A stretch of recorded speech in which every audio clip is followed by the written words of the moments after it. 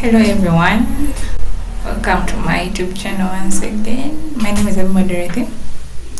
Today we are going to talk about computer. Like, what do you know about computer? Anything you know about computer?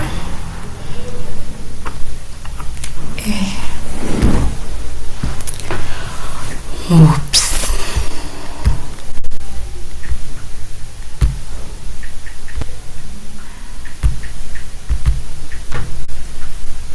Yeah, so we're going to have an introduction to computers. So in introduction to computers, there's so many things we need to know. Like, we have to know the definition of a computer. For instance, a computer is an electronic device operating under the control of instructions stored in its that can input, process, output and store information for future use. There are several functions of a computer. It stores, it input, processes, generates output and controls other processes. Computer has two components. A computer has two components. It has hardware and software. The hardware, as we all know, is the physical. Those are the physical components of the computer. Those ones which can be touched with hardware. And there are several examples. We have the mouse, we have the keyboard, monitor, hard drive disk, and so many others.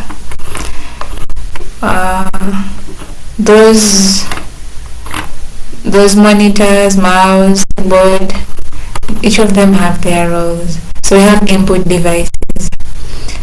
So input devices, these are hardware used to provide data and control signals to an information processing system. And examples of input devices, we have keyboard, we have keypads, touchscreen. Those are all input devices that under hardware. So we have the central processing unit, is the brain of the computer. It is responsible for all functions and processes. And it has mainly three parts: the arithmetic logic unit, the control unit, and the registers. Those parts have their different functions in the computer. For instance, the arithmetic logic unit, it executes all arithmetic and logical operations. The control unit controls and coordinates components, while the registers store the data that is to be executed next. Yeah. So we have the primary memory and the secondary memory. In the primary memory, we have the RAM and the ROM. The RAM is a memory scheme within the computer system responsible for storing data temporarily. While the ROM, it stores permanently. So that's the difference. RAM does it temporarily, while ROM does it permanently, stores permanently. So that's primary memory. We also have secondary memory. This one stores data and programs permanently, like the hard drive, the optical disc, the DVDs, are all under secondary memory. Then we have a flash disk. Is a storage module made of flash memory chips. Yeah, so we have been talking about input devices. So now we have gone to output devices. An output device is any piece of computer hardware used to communicate the results of data processing. Like, those devices which are used to output information. We have the monitor, the printers, projectors. Those are examples of output devices. So those are under hardware. So then we go to software, because we are mainly talking about hardware and software. Software, those are the parts we can't touch. The phone inside, like, we can't touch them. they're non-physical. Yeah, and we have several types. We have system software, application software. Yeah. So we have these other unit of measurements, storage measurements.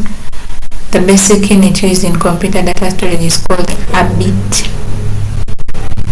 Computers use these little bits, which are composed of ones and zeros, to do things and talk to other computers. So we have a bit, and we're seeing there we have a kilobyte, megabyte, gigabyte, terabyte.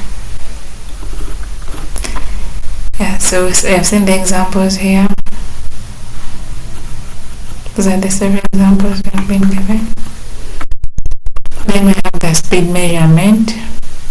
The speed of central processing unit is measured in Hertz. Those are the units. Then we have computer classifications. They're generally classified by size and power.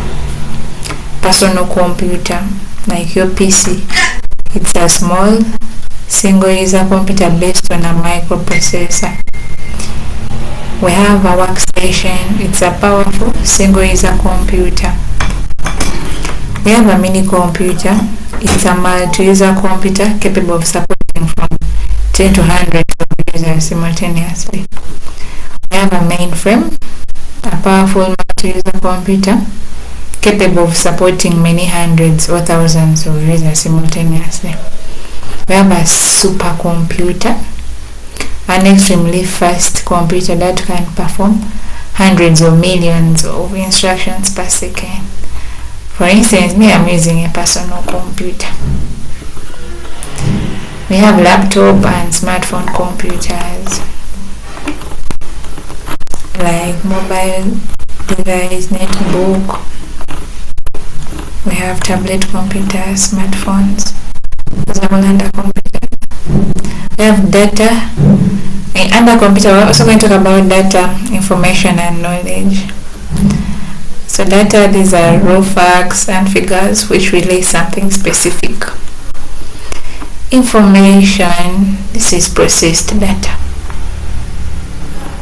Yeah. Data, those are raw facts. Information is processed data. Knowledge is closely linked to doing and implies know-how and understanding. Yeah, then we have the characteristics of computer. We have speed, accuracy, diligence, storage, versatility. Yeah, we also have computer viruses. A virus is a small piece of software that on real programs. For example, a virus might attach itself to a program, such as spreadsheet program. We have different examples of viruses: email viruses, Trojan horses, worms. But we have some of the tips to avoid viruses and lessen their impact. You can install antivirus software from a reputable vendor. In addition to scanning for viruses on a regular basis, install on Access Scanner. You can use a virus scan before you open any new program or files.